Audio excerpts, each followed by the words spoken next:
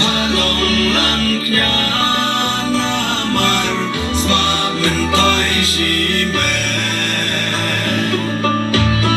Umat ki batu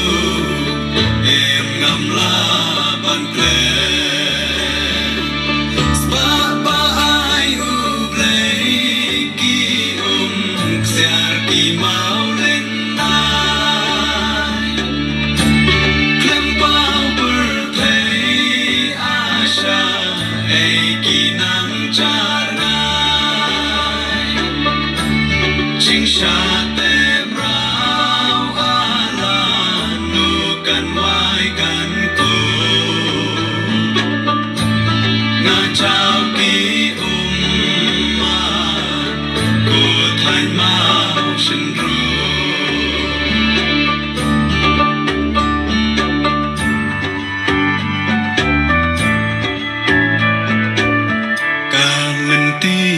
Sừng kín y lệ rán hạt mặt bờ thầy nong sông nong ki un em âm đón bát nam ba lê kun sam la ki yam ka la wei ka long kin cha ban kin tim sha trong là cả thành mình xiêm kỳ qua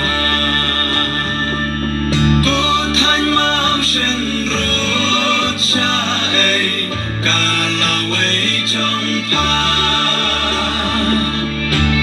cả cha ba phai kỳ đằng buồn kỳ chính đu na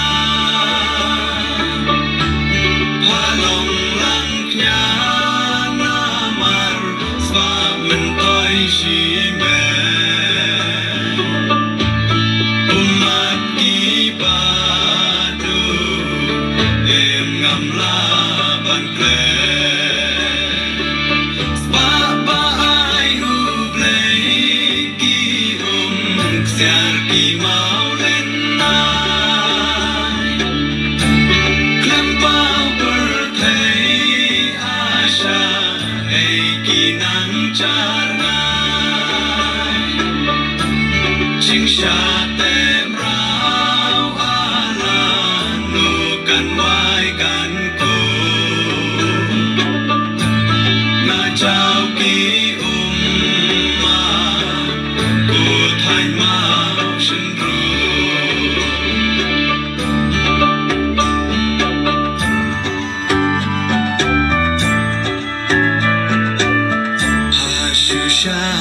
Tem rao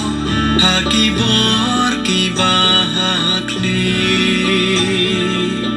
hok ki nong shong snong da ka bor ki wan ban kni ki badu bat ngan ki shap tiếng ban mi per thei cô thành mau shin ru Pan shu long kun sweat ba lei Cô thành mau shin rốt cha ấy Cả là quay trong pha Các cha ba phai kỳ đằng Buồn kỳ chính đu na Pha lòng lăng nhã mình tôi shi mê Umat ki badu Em ngam la ban ple Spa ba ai u ple Ki Xiar ki mau lên ai Klem bao bur thei Asha Ei ki nang char ngai Ching sha tem ra